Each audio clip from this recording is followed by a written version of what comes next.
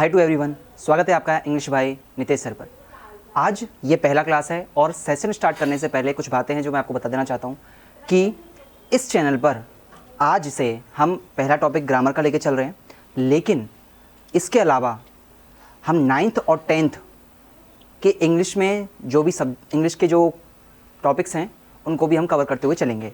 यानी कि जो रीडर की बुक आती हैं topic wise, topic chapter 1 chapter 2 ऐसे करके सारा हम उसकी पहले समरी बता दिया करेंगे और उसके बाद जो उसके क्वेश्चन आंसर बनते हैं वो सारे क्वेश्चन आंसर आपको ब्लैक बोर्ड पर लिखा दिए जाएंगे, मतलब वाइट बोर्ड पर लिखा दिए जाएंगे। ठीक है। और इंग्लिश ग्रामर का जो सेशन होगा वो केवल 9th 10th के लिए नहीं है, वो 9th 10th 11th 12th कोई भी कॉम्पिटिटिव एग्ज़ाम हर चीज़ के लिए सफिशिएंट है। ठीक है। अगर किसी को हल्का फुल्का आता भी है तो बहुत अच्छी बात है, उसको जल्दी समझ में आएगा। अगर जिसको बिल्कुल भी नहीं आता है उसके लिए भी हम 0 लेवल से स्टार्ट करेंगे। यानी कि वर्ब हमारा पहला टॉपिक रहेगा, क्रिया क्या होती है, और क्रिया के बाद हम नाउन को स्टार्ट करेंगे। ठीक है। अब वर्ब होती क्या है, कौन कौन सी वर्ब होती हैं, कैसे इनका काम होता है, कैसे इनको सेंटेंस में यूज़ करते हैं, उन सबको धीरे धीरे हम 0 से स्टार्ट करके ऊपर तक लेकर जाएंगे। ठीक है। तो अगर वीडियो पसंद आ जाए तो उसको लाइक कर लेना, चैनल को सब्सक्राइब कर देना और अपने दोस्तों तक शेयर भी कर देना। और इस बात का बिल्कुल ध्यान रखना कि इसके बाद हर एक टॉपिक की अलग प्लेलिस्ट बनेगी। जैसे वर्ब है उसके पार्ट वाइज पार्ट आएंगे और सारे के सारे एक प्लेलिस्ट में रख दिए जाएंगे। उसके बाद जो तुम्हारा 9th का जो तुम्हारा सिलेबस होगा इंग्लिश का, उसको टॉपिक वाइज टॉपिक अलग से प्लेलिस्ट में डाल दिया जाएगा, चैप्टर 1 चैप्टर 2 चैप्टर 3 करके। और उसके जितने भी क्वेश्चन आंसर बनते हैं वो सारे हम एक क्लास में खत्म करते हुए चलेंगे। यानी कि ये जुलाई स्टार्ट हुआ है, पेपर बच्चों के आएंगे, अभी हाफ ईयरली आएंगे, यानी कि शुरुआत हुई है अभी, तो इसीलिए 9th और 10th को हम लेकर के चलने वाले हैं। ठीक है। तो स्टार्ट करते हैं। पहला हम देखना चाहते हैं वर्ब। हाँ, एक और चीज़, राइटिंग पर कोई खिखियाएगा नहीं, कोई बत्ती सी नहीं दिखाएगा। ठीक है। ठीक तरीके से लिख दूंगा, बोल भी दूंगा। अगर फिर भी समझ में नहीं आता है तो एक ज़रा वीडियो को रोक के और अच्छे से एक बार देख लेना और या फिर कमेंट कर देना। ठीक है। ओके, तो स्टार्टिंग करते हैं हम वर्ब से। सर वर्ब क्या होती है? वर्ब माने क्रिया। क्रिया क्या है? सीधे सीधे भाषा में हम बात करें तो वर्ब हमारा काम है, क्रिया है। ठीक है। अब इसमें क्या होता है, वर्ब माने सर क्या? वर्ब माने क्रिया, और क्रिया को अगर सिंपल बात हम करें तो ये होता है हमारा काम। यानी कि हम जो भी काम करते हैं वो सब क्या कहलाता है? वर्ब कहलाता है। ठीक है। अब सर वर्ब कैसे कैसे होते हैं लेके चलेंगे, सबको लेके चलेंगे। अब क्या हुआ, हम इन 2 पॉइंटों पे पहले आएंगे कि सर वर्ब किस किस तरीके से काम करता है। तो सर वर्ब काम करता है एक्शन पर और स्टेट पर। सर एक्शन जैक्शन तो पता है, सर ये स्टेट क्या है? सर राज्य। ना ना बेटा, तुम्हारे हिसाब से स्टेट राज्य है, इंग्लिश के हिसाब से ऐसा यहाँ नहीं है। यहाँ पर जो स्टेट का मतलब है वो दी गई है अवस्था से। अवस्था माने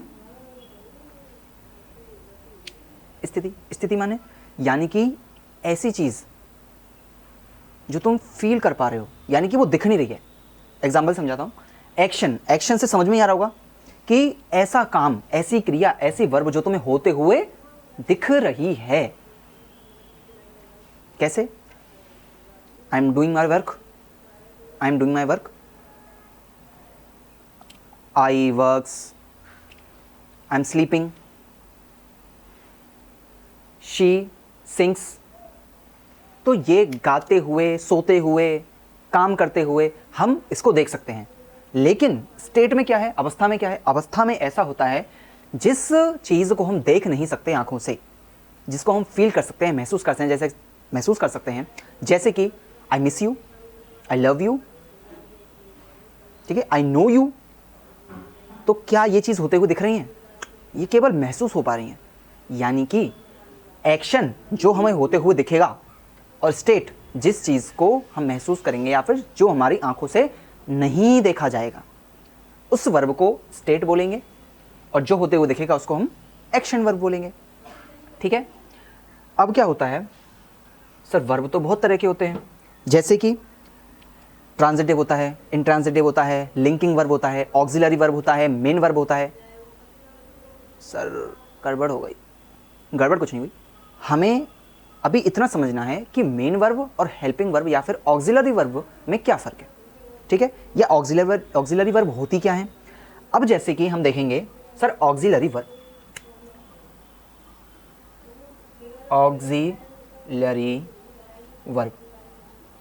ठीक है।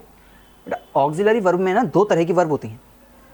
ऑक्सिलरी वर्ब दो तरह की वर्ब होती हैं, जैसे कि एक होती है प्राइमरी, पी से मतलब प्राइमरी, ठीक है, प्राइमरी ऑक्सिलरी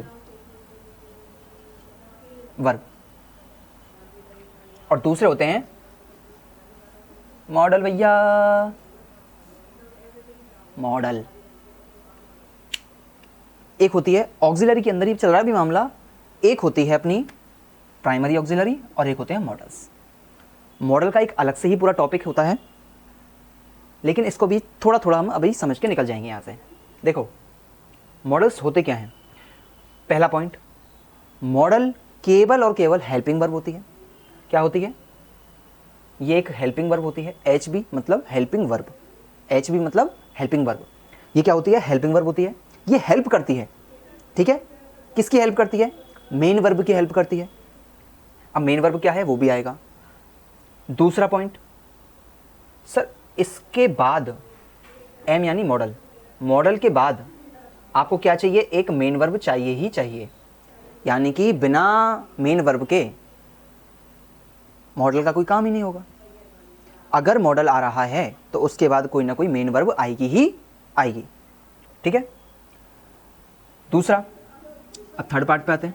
तीसरा पॉइंट क्या है इसमें कि सर जो मेन वर्ब है, जो मेन वर्ब है उस मेन वर्ब के बाद, सॉरी उस मेन वर्ब की जो फॉर्म होगी, यानी कि जो मॉडल्स के बाद जो हम मेन वर्ब यूज़ कर रहे हैं उस मेन वर्ब की जो फॉर्म होगी वो हमारा बेस फॉर्म होगा, BF बेस फॉर्म। मॉडल्स में हमने क्या जाना है अभी कि सर हेल्पिंग वर्ब होती है, ये हेल्प करती है। इसके बाद एक मेन वर्ब चाहिए ही चाहिए। ये बिना मेन वर्ब के काम नहीं करेगा, ये हेल्प करेगा। और किसकी हेल्प करेगा, मेन वर्ब की करेगा। यानी कि मॉडल एक हेल्पिंग वर्ब होती है, इसको एक मेन वर्ब चाहिए ही चाहिए, और जो मेन वर्ब होगी उसका हम बेस फॉर्म यूज करेंगे। सर बेस फॉर्म क्या होता है, हमने सुना ही नहीं। तो बेस फॉर्म का इन द सेंस होता है जो आपकी प्रेजेंट फॉर्म होती है या फर्स्ट फॉर्म होती है वर्ब की, जैसे कि डू, हैव, प्ले, ठीक है। इस तरीके से SES वाला नहीं लगेगा, प्लेज नहीं लगेगा, समझ में आई। यानी कि V1 ही लगेगा, वर्ब का फर्स्ट फॉर्म ही बेस फॉर्म होता है, इतना याद रखना है। तो मॉडल्स के बाद हमेशा क्या यूज करेंगे। अब मैं जैसे बोलूं, एग्जाम्पल में लेते हैं एक example 1।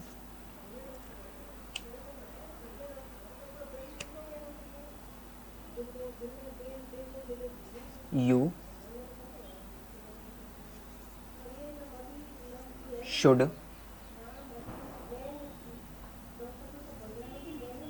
come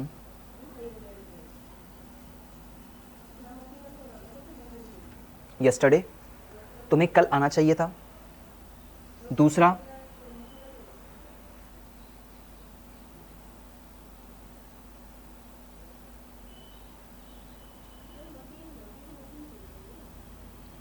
I will go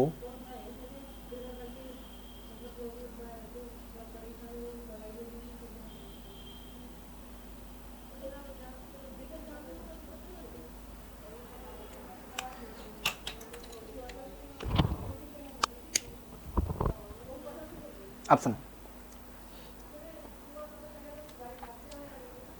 यहां से आ जाते हैं। यू शुड कम यस्टरडे, तुम्हें कल आना चाहिए था। तो शुड जो है वो यहां पर क्या है, मॉडल है। और इधर आई विल गो टुमारो, मैं कल जाऊंगा, तो यहां पर जो विल है वो भी क्या है, मॉडल है। अब देखो इनके बाद जो मेन वर्ब यूज हो रहा है गो और कम, उसमें go went gone, come came come, comes, go went gone, goes, going, ठीक है। लेकिन हमें क्या चाहिए था, वर्ब का बेस फॉर्म चाहिए था, यानी कि हमें V1 चाहिए था, यानी कि हमें वर्ब का फर्स्ट फॉर्म चाहिए था। तो हमने जितने भी मॉडल शुड लगा, विल लगा, उसके बाद हमने क्या लगाया, वर्ब का बेस फॉर्म लगाया, गो लगाया, कम लगाया, ठीक है। तो ये मॉडल्स हैं। अब सर मॉडल होते कौन कौन से हैं, ठीक है, तो इनको अभी यहीं से क्लियर करके ख़त्म करते हैं कि सर मॉडल होते कौन कौन से हैं, और जब मॉडल में हम पढ़ेंगे तब इनको डिटेल से देख लेंगे, ठीक है। तो इतना पहले ये देख लो, कर लो, ऊपर का दिख रहा होगा मेरे हिसाब से, ठीक है। तो ये है,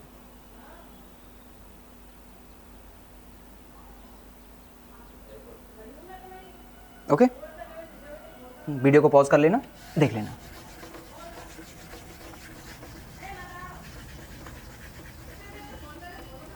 अब देखो, अब होते कौन कौन से हैं, ठीक है। मॉडल्स को कंप्लीट करके चलते हैं। May, might, shall, should, would,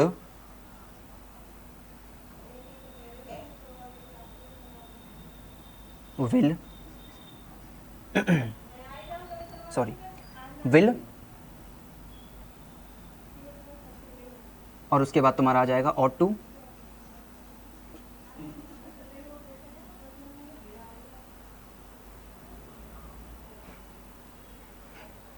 और तुम्हारे फिर आ जाते हैं, ये तो देखो होंगे तुम्हारे कंप्लीट मॉडल्स, ठीक है। मॉडल्स भी दो तरह के होते हैं, एक होते हैं कंप्लीट मॉडल्स, एक होते हैं पार्शियल मॉडल्स, ठीक है। पार्शियल मॉडल कौन कौन से होंगे, पार्शियल दो होते हैं, तीन होते हैं, नीड, डेयर, और तुम्हारा आएगा यूज्ड टू, ये होंगे पार्शियल मॉडल्स, ठीक है। May, might, shall, should, will, would, ought to, ये तुम्हारे क्या होते हैं, ये होते हैं कंप्लीट मॉडल्स, और बाकी नीड, डेयर और यूज्ड टू, ये तीनों तुम्हारे क्या होंगे, ये तीनों तुम्हारे कहलाएंगे पार्शियल मॉडल्स, ठीक है। ये मॉडल्स की बात है। अब इनके बाद जो भी मेन वर्ब यूज होगा, वो मेन वर्ब किस फॉर्म में यूज होगा, बेस फॉर्म में यूज होगा, यानी कि वर्ब का फर्स्ट फॉर्म इनके बाद यूज होगा, ठीक है। इतना दिमाग में रख लो बस, ओके। अब मॉडल्स को देखेंगे। मॉडल्स में अभी हमें क्या देखना है, अभी हमें देखना है auxiliary verb, primary auxiliary verb. Auxiliary तो दोनों ही थे, ठीक है, तो इनको हटा देते हैं। अब आई होप नोट तो कर ही लिया होगा, और नहीं किया होगा थोड़ा बैक कर लेना, ठीक है, देख लेना उसको। चलो तो अब स्टार्ट करते हैं प्राइमरी ऑक्सिलरी वर्ब। अब इनको प्राइमरी ऑक्सिलरी वर्ब ही क्यों बोला गया, ये सुनना। होती कौन कौन सी, पहले तो ये लिख लो, डू, वी, हैव, ठीक है। अब इनका क्या मैटर है, इनका मैटर इतना सा है कि ये जो तीन फॉर्म हैं, ये जो तीन वर्ब हैं, ये तुम्हारी एक मेन वर्ब की तरह भी यूज होंगी, और ये तुम्हारी हेल्पिंग वर्ब की तरह भी यूज होंगी। यानी कि डू, वी और हैव, ये तीनों की तीनों ऐसे वर्ब हैं जो कि एक मेन वर्ब की तरह भी यूज हो सकते हैं, और एक तरह से हेल्पिंग वर्ब की तरह भी ये यूज हो सकते हैं, ओके। अब इनके फॉर्म्स को देख लेते हैं एक बार। डू में आते हैं डू, डिड, दिख रहा है ऊपर, ऊपर चला गया ना, एक मिनट,